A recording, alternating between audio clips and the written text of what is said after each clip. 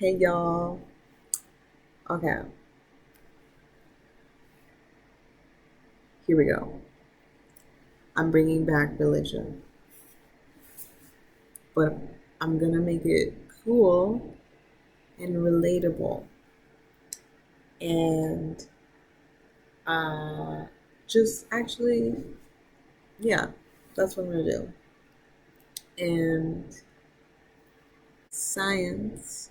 Okay, so I was listening to this like interview today, and it was this guy interviewing this author who wrote a book about like the history of humans and humankind and like the stories that we use to. He says like when at some point like, when you have a society like so big, yeah, it's so big, and you have to organize humans. The way you do that uh, is through um, story. So we use the story of magic, English.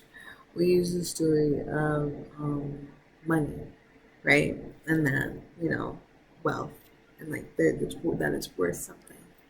Um, or like the story of countries and that there's like borders and that like we're a nationality. Um, and like, you know, just ways to organize ourselves. Um, um, yeah, okay, yeah. So like the development of stories and how we think about and how we act in our culture and our society just doesn't happen overnight. Like develop like things and like I don't know, like your consciousness is like it gets conditioned slowly because you can't just do it at once. You know what I mean? Like you can't just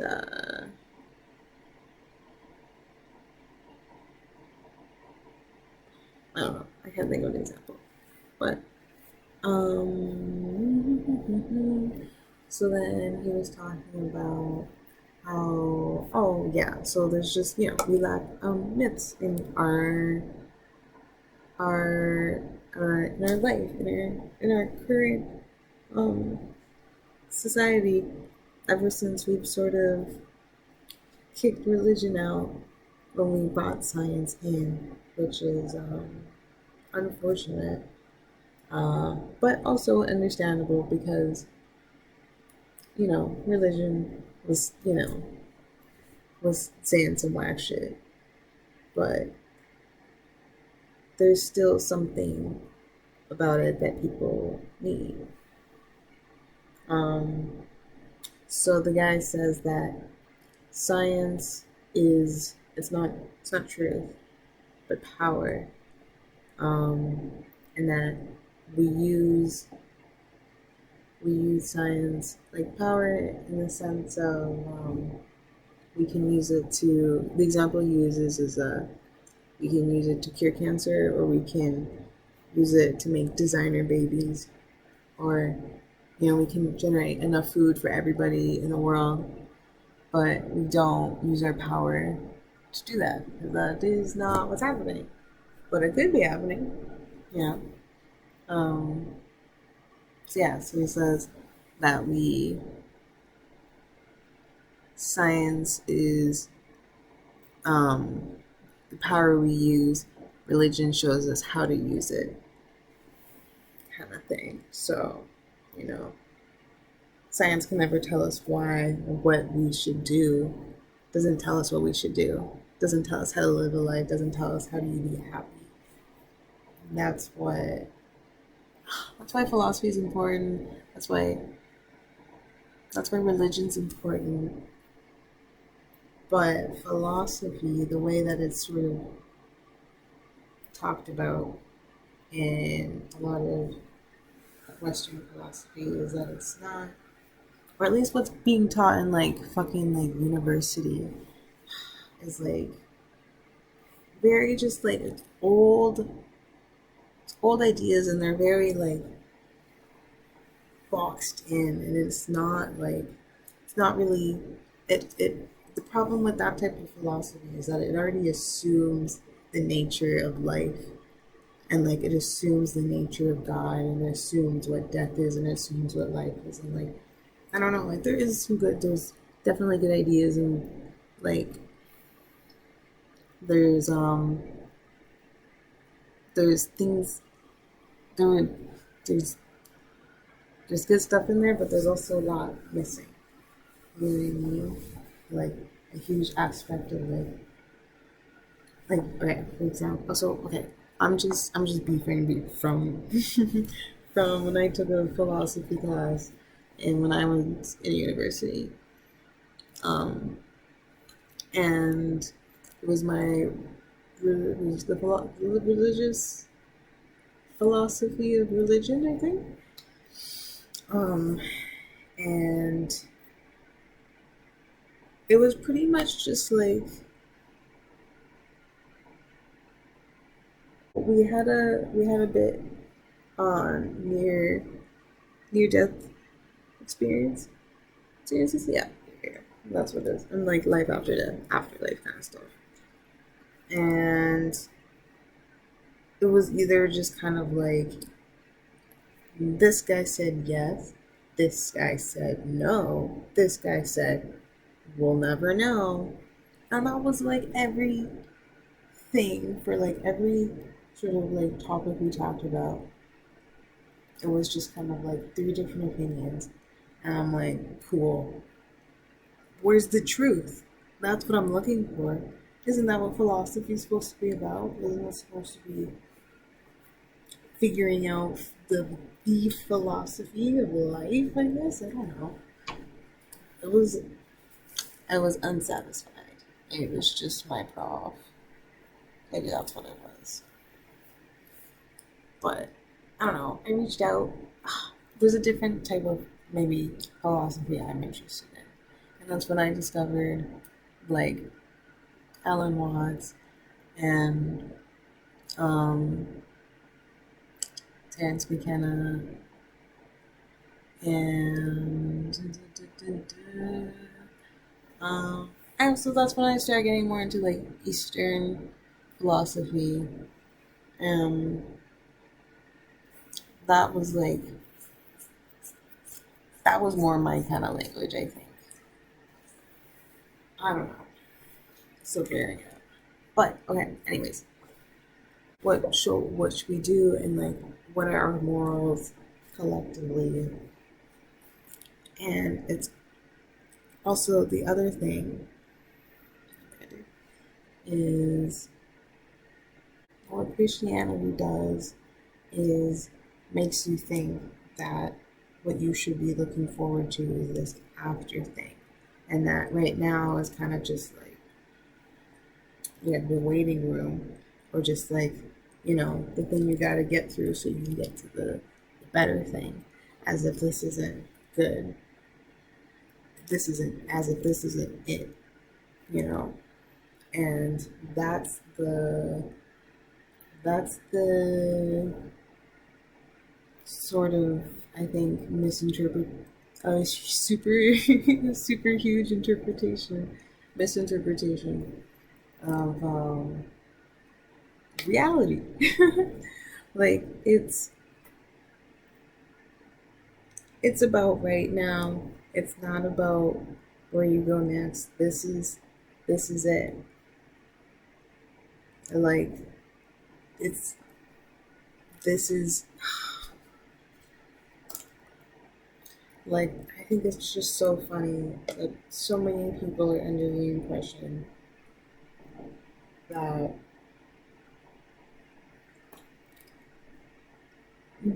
you're that you just disregard this life, and that this isn't like that this isn't it. Like this is heaven on earth.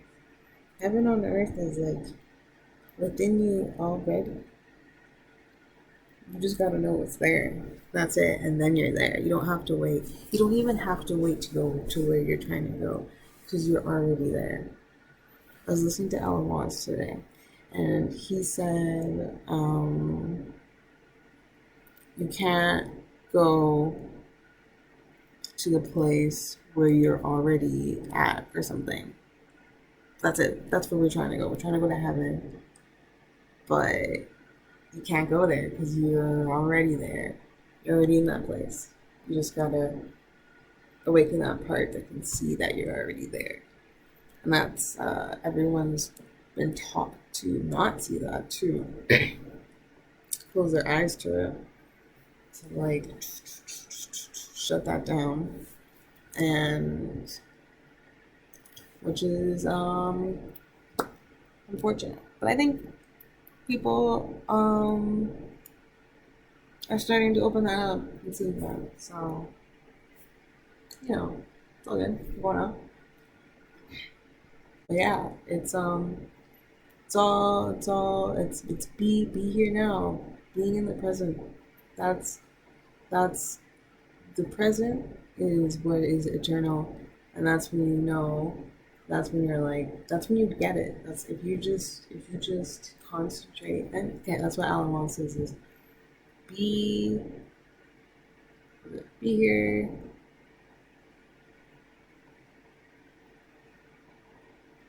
Be here is like be here now is what like real concentration is being in the center and being aware but not thinking, just being here. And sinning is not getting the point. And the point is that you're eternal. The now is eternal, which is you. Okay, ooh, I messed that up. I can't remember what it is. But it's dope. And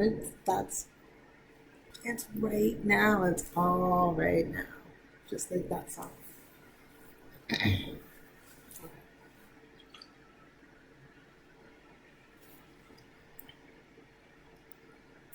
Um yeah, so I wanna make religion cool, and I think we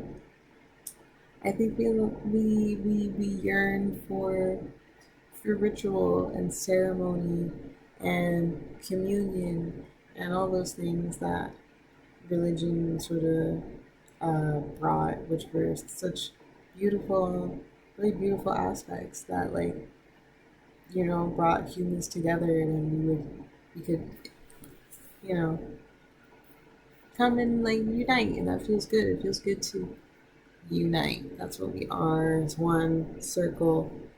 You know, reference to last video. Um, yeah, being whole. That's what we're all trying to do, and doing that together feels extra good. So, yeah, it's just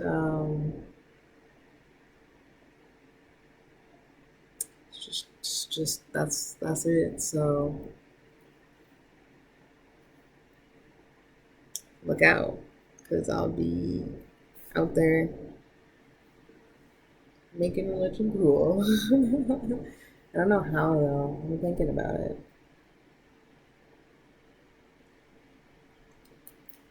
I don't know. I think it's just kind of like getting the language of it right. People are kind of turned off by, the word God. It has so many like so much attached to it. The word when you say it, and like based off of what that person's reaction is. I don't know.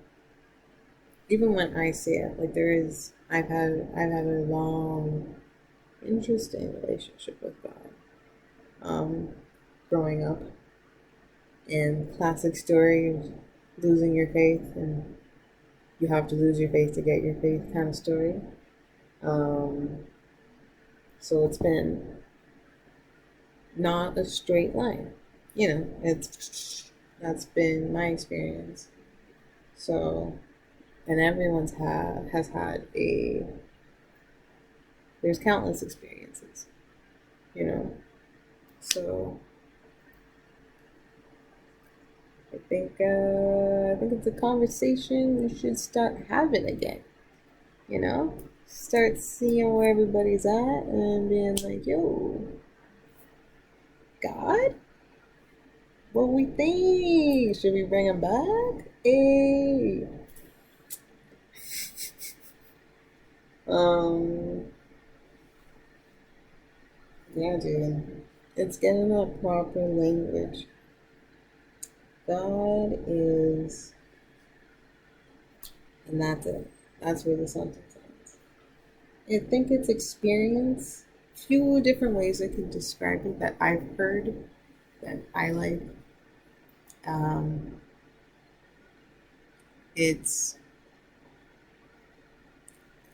one I've heard my my homie Richard Rohr. He says God is often thought of as a being, this being, this guy, like a one of us, but a little bit bigger, a little taller, um, more like a giant, friendly giant though. Um, but he's like, instead of it's God isn't a being, but rather being itself, beingness, exist the existence. It's kind of the unspeakable. That's what it is. God is kind of like silence. So when I say God is, I'm answering it, but with silence because that's kind of like that's another way of describing it. Um, God is what I think holds up the stars in the sky, or God is what holds all the particles together. It's what holds everything together. Um, what else?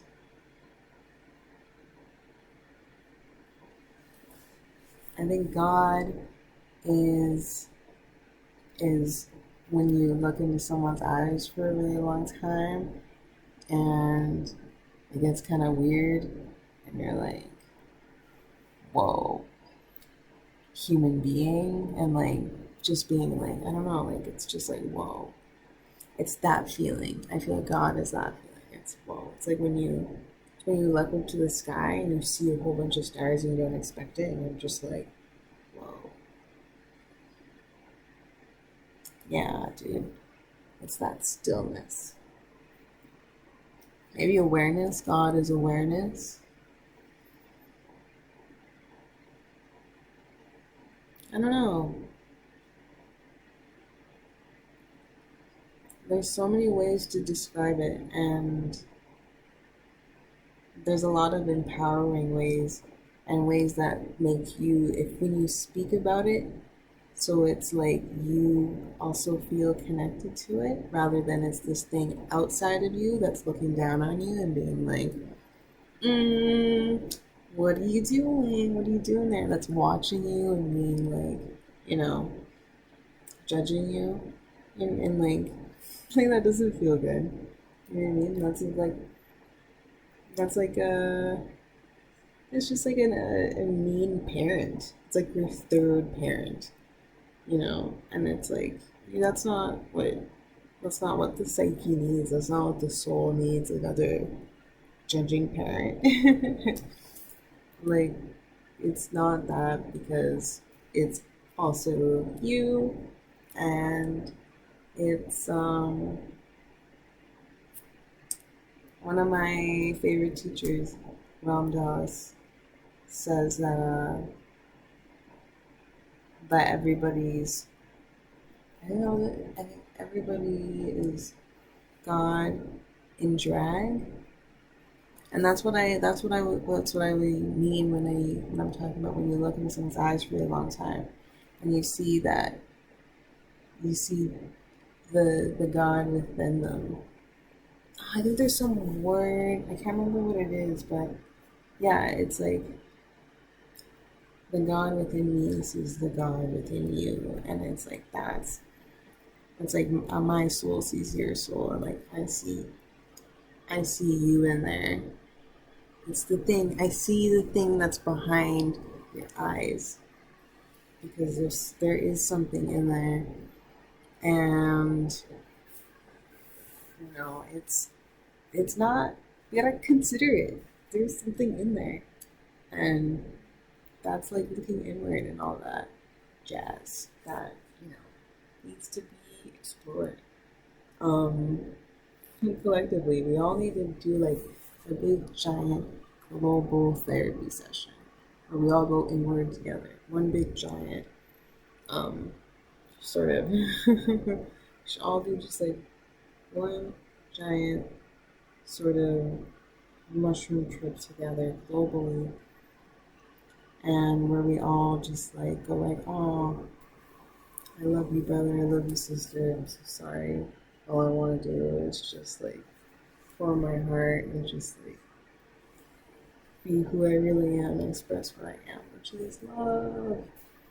As sappy as it sounds, it's true, and people are really hard hearts, and that scares them to just be able to open your heart and love willingly and openly without expecting love back, but to be love itself. Don't give love, be love. It's a difference because what we are is love. You can't be the thing that you are. I mean, not be, but you can be the thing that you are. But like, you can never stop being the thing that you are, which is love. Oh, okay, I'm getting kind of tired. Um, that's it. Okay, see ya.